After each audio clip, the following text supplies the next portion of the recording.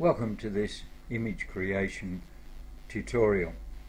Today we're going to focus on how we produce our own pics and images to use in promotion work using the People of Action mantra.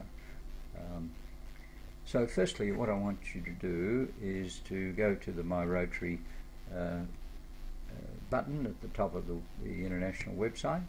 Click on that and move across to the Brand Center, which is under the News and Feature area. Once you get to the Brand Center and you've logged on using your ID and password, you will come to a screen that looks like this. Once you're there, the next thing to do in this People of Action block is to click on Learn More, and this will display a series of toolkits which you can explore at your leisure. The one we're going to focus on today is create your own image, and for the purpose of this display we'll create an image for Facebook use, for posting on Facebook. Many of these standard stock images would be familiar to you, but I'll show you some more as we progress. So we're going to create an image firstly, and this will display the template area that we're going to work in.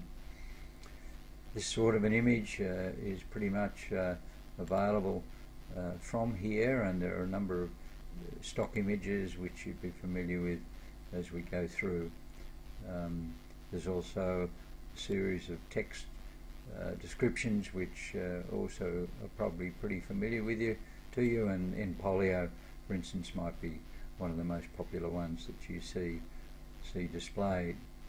But we're going to stick with Inspire today, and rather than using the custom images, we're going to create our own image, and that's going to be done through having uploaded images from our own desktop or our own documents files, and I've loaded 3 here today to use to display the various attributes.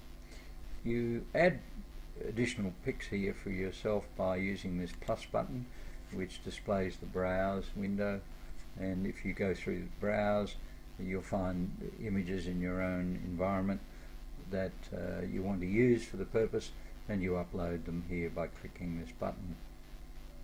If you wanted to get rid of an image, you just click it and hit the minus sign, and that'll get rid of that particular image. So firstly, I'm just going to click on this particular image and show it to you in its final form. Very happy, bright image. Only one shortfall: the image has been taken with these very enthusiastic ladies squatting in the front, but the text, the standard text location in this template does cover them up. So while it's a happy photo, it's probably not the ideal style of pic.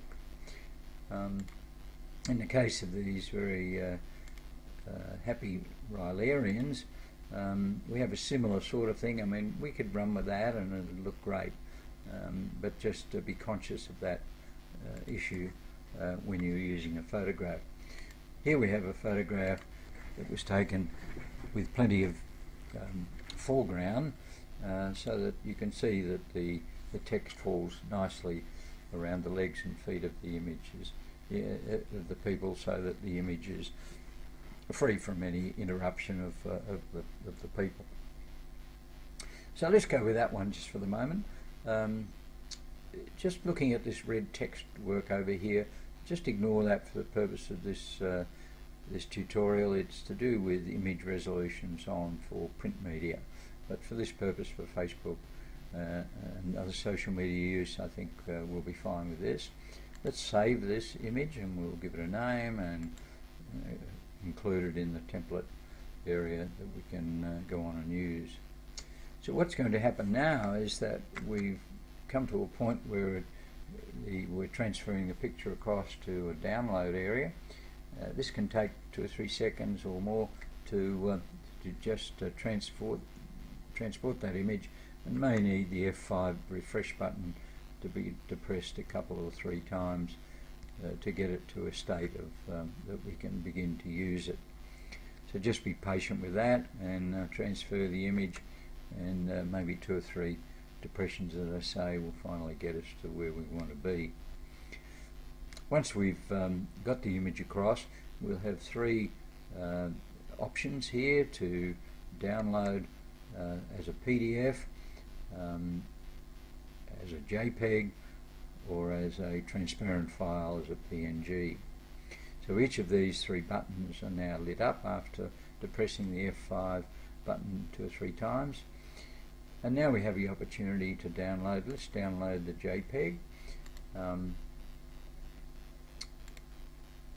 And that will just download in the normal way, and we'll get a message at the bottom telling us we can open it, and here it is in its final form that we're going to use. The only thing to do now is to go to the Save As button, which is displayed in this drop-down box, and you just save that now in the normal way to your desktop or to your document file. So I hope that's been useful. Have a play with it, and if you've got any queries or questions, please don't hesitate to send me an email and see if we can iron out any issues you may have. So thank you for your attention. I hope you find it useful.